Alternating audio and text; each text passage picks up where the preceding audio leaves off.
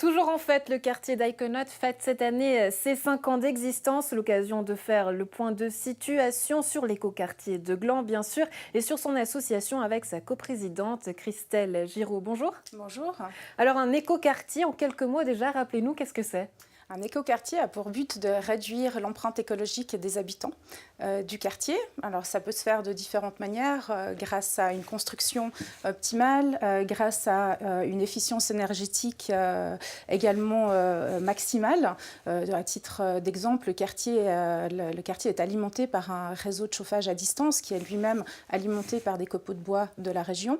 Il y a également 1000 m² de panneaux photovoltaïques qui sont installés sur le garage aérien du côté de l'autoroute.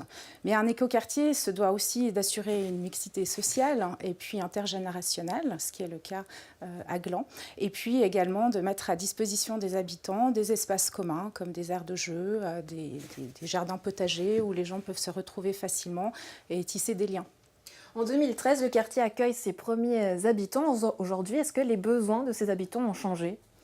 C'est une bonne question. Je pense que le quartier a été construit dans une région où on a quand même une pénurie de logements avec 1% de vacances.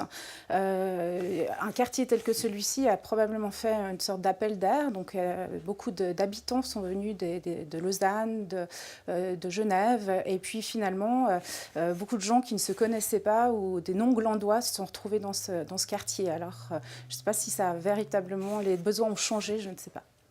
Est-ce que vous avez la sensation qu'en tout cas les habitants de ce quartier ont pris conscience, voilà, un quartier vert, mais appliquent ces gestes au quotidien finalement?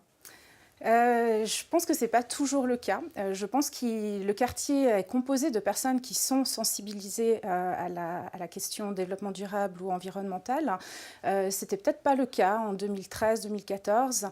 On a vécu une situation un peu paradoxale. Les personnes qui ont acheté dans les PPE sont majoritairement des personnes qui étaient sensibilisées à cet aspect-là.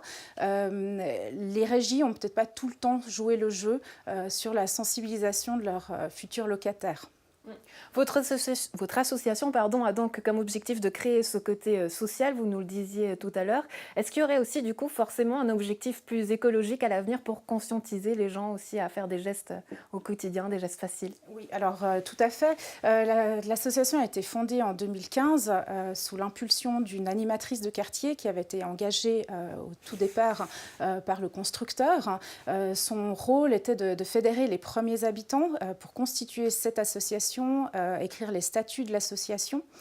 Mais le premier objectif de cette association, c'était bien de faire en sorte que les gens puissent se rencontrer, fédérer les gens, tisser des liens, construire des ponts pour améliorer le vivre ensemble. Ça a pris du temps.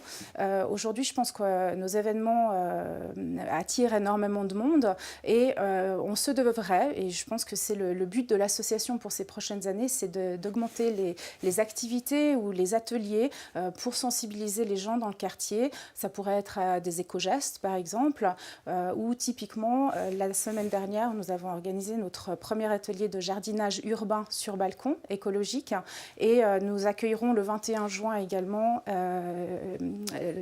on projettera le film Le Premier Pas.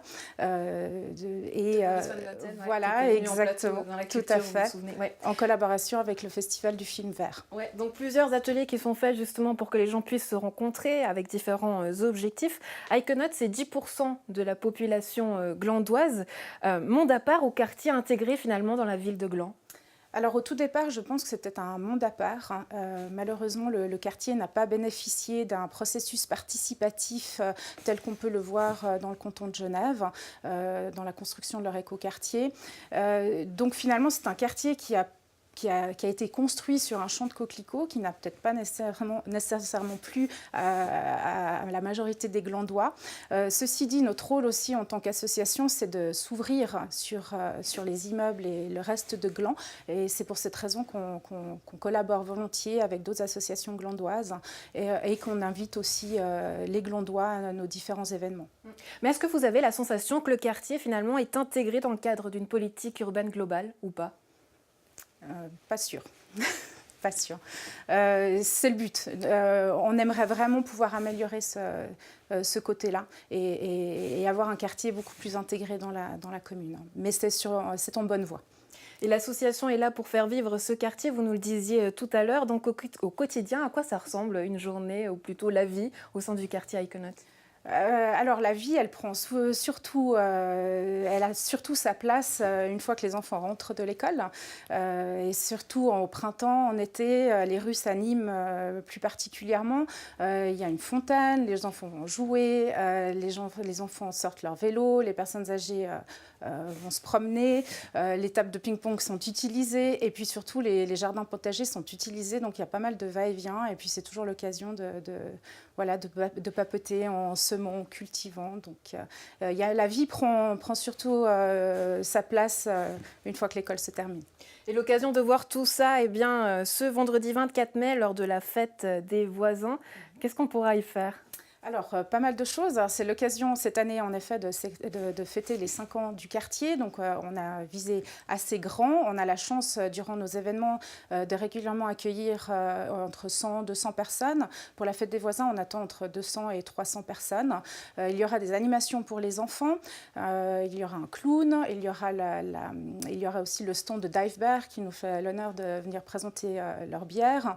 Et puis, on aura également un chœur d'hommes qui viendra, le tout dans la bonne humeur. Chacun apporte de quoi manger, de quoi griller. Des grilles seront mis à disposition des habitants. Et puis voilà, bonne humeur pour tout le monde et on espère une belle soirée qui se finisse tard. Et question très naïve, mais est-ce qu'il reste de la place au quartier Aïkonotes? Alors oui, il reste apparemment des appartements, donc soyez les bienvenus et puis n'hésitez pas à contacter l'association. On sera ravis de vous faire un tour du quartier, de vous présenter les différentes choses sur ce territoire. Christelle Géraud, merci d'avoir été avec nous et puis à très bientôt. Merci beaucoup.